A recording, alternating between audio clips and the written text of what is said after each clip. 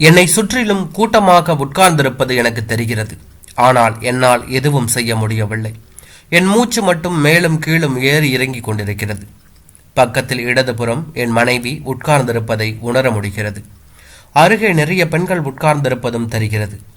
அவர்கள் ஒரு நிமிடம் அழுவதும், பின்பு தனக்குள் ரகசியமாக பேசிக்கொள்வதும், எழுந்து செல்வதும், பின் வந்து அமர்வது, இவைகள் அனைத்தும் என்னால் உணர முடிகிறது. இவர்கள் அனைவரும் என் முடிவுக்காக காத்திருப்பதும் எனக்கு நன்றாக தெரிகிறது. எனக்கு ஒரு பக்கம் வருத்தம் இருந்தாலும் மறுபக்கம் மகிழ்ச்சியாகவும் இருக்கிறது.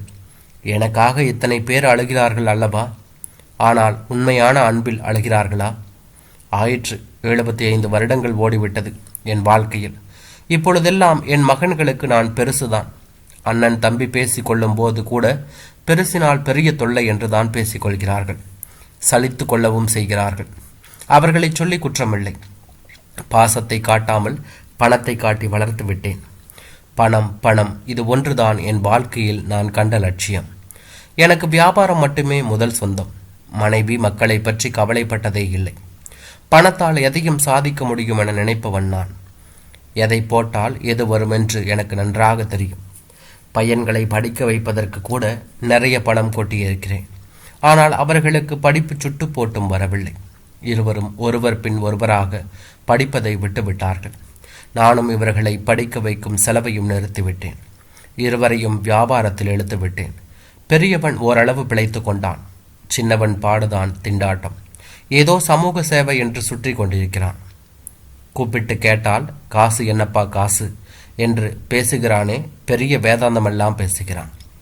எனக்கு கோபமாக வருகிறது. இவன் அம்மா வேறு, இவனுக்கு ஒத்து ஓடுகிறான். அவளுக்காக இவனை என் கடையிலேயே சேர்த்து கொண்டேன். இருந்தாலும் இவனை நான் நம்புவதில்லை. சமூக சேவை அப்படி இப்படி என்று காசை கரியாக்கிவிட்டால் என்ன செய்வது? பொறுப்பில்லாத பையன் எப்பொழுது திருந்துவானோ? இவர்களை சொல்லி என்ன பயன்? என்னைப் போல கஷ்டப்பட்டு முன்னுக்கு வந்திருந்தால் தெரியும். இவர்கள் பிறக்கும் பொழுதே வசதியானவர்களாக பிறந்து விட்டார்கள். பணத்தின் அருமை இவர்களுக்கு எங்கே தெரியும்? இதோ பக்கத்தில் இருக்கிறாளே என் மனைவி. இவளை கல்யாணம் பண்ணும்போது நான் ஜவுளி கடையிலேயே ஒரு சேல்ஸ்மேன். ஆனால் என் கூட எவ்வளவு கஷ்டப்பட்டிருப்பாள். உண்மையில் இவள் மட்டும் இல்லை என்றால் நான் இந்த அளவு வந்திருக்க மாட்டேன். இருந்தாலும் இவளுக்காக நான் எதையும் செய்ததில்லை. எத்தனை பேர் வயிறறிந்திருப்பார்கள். நான் ஏதோ கள்ள நோட்டு அடிக்கிறதாயும் கடத்தல் செய்கிறதாயும் பேசியிருக்காங்க. நான் நிறைய பேரை ஏமாத்தியிருக்கேன். பல பேர் வயிற்றில் அடிச்சிருக்கேன். இவங்களிலேயே இதெல்லாம் வியாபாரத்தில் சகஜம். இதெல்லாம் செய்யலைன்னா இந்த அளவு வர முடியுமா? யார் ஏமாத்தலை? ஒருத்தர் ஏமாத்துறது தான் உலகம். அப்படி இல்லைன்னா எப்படி இந்த உலகத்தில் வாழ முடியும்? சகாயனும் ஒருத்தன் இப்படி தான் சாபம் விட்டான். கர்த்தர் உன்னை மன்னிக்கவே மாட்டார் அப்படின்னு. நான் நல்லா தானே இருந்தேன். அவன் தான் நொடிச்சிட்டான். கூட்டு வியாபாரம்னா அப்படி தான், ஒருத்தன் அழிக்கணும், அப்படி தான் பிழைக்க முடியும். என் கூட்டாளிங்க எல்லோரும் பொறாம பிடிச்சவங்க. நான் நல்லா இருக்கிறது எவனுக்கும் பொறுக்கலை. அதுக்காக இவனுங்களுக்கு பயந்துக்கிட்டு நேர்மையாக நடந்திருந்தா இந்த நேரம் தலையில் துண்டை தான் போட்டிருக்கணும். எத்தனை பேர் என்கிட்ட நன்கொடை கேட்டு வருவானுங்க.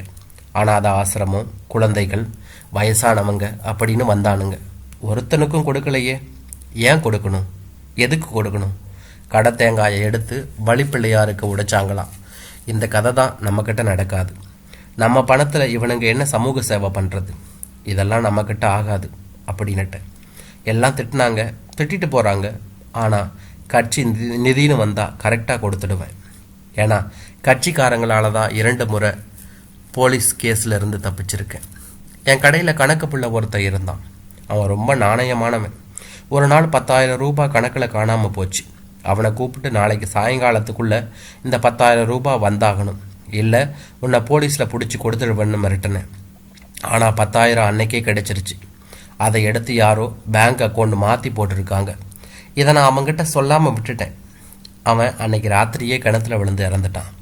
எனக்கு வருத்தமாக தான் இருந்துச்சு. அவன்கிட்ட சொல்லியிருந்தா பிழைச்சிருப்பான். ஆனால் அவன் சம்சாரம் என் மேலே கேஸு போட்டுட்டான். நான் தான் கொலை பண்ணிட்டேன்னு. எனக்கு கோபம் வந்துடுச்சு.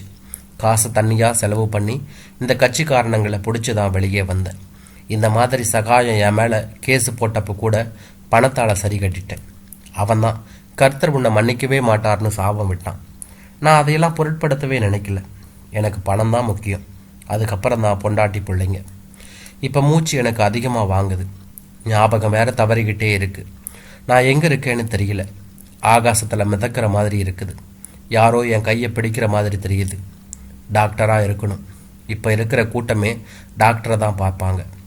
அவர் என்ன சொல்ல போகிறாருன்னு பெரிய பேச்சு குரல் கேட்குது. என்னாச்சு டாக்டர்? சீக்கிரம் சொன்னீங்கன்னா மேற்கொண்டு ஆகிற வேலையெல்லாம் பார்க்கலாம். என்ன சார், நீங்கள் உங்கள் அப்பா இந்த நிலையில் இருக்கிறாரு, நீங்கள் உங்கள் வேலையில் குறியாக இருக்கிறீங்க என்று பெரிய மகனிடம் சத்தம் போடுவது எனக்கு கேட்கிறது. டாக்டர், என்னை மன்னிச்சிடுங்க. இவர் எப்பவும் எங்களுக்கு அப்பாவாக இருந்ததே இல்லை. ஒரு முதலாளியாக தான் வீட்டிலையும் வெளியிலையும் இருந்திருக்கிறார். எங்களுக்காக எப்பவும் கவலைப்பட்டதே கிடையாது. இப்படிப்பட்டவங்க கிட்ட நாங்கள் எப்படி பாசத்தை காட்ட முடியும்? இப்போ இங்கே வந்திருக்கிறவங்க முக்காவாசி பேர் மனசுக்குள்ளே இவர் மறுபடி பொழைச்சிடக்கூடாது அப்படின்னு வேண்டிக்கிறவங்களாக தான் இருப்பாங்க.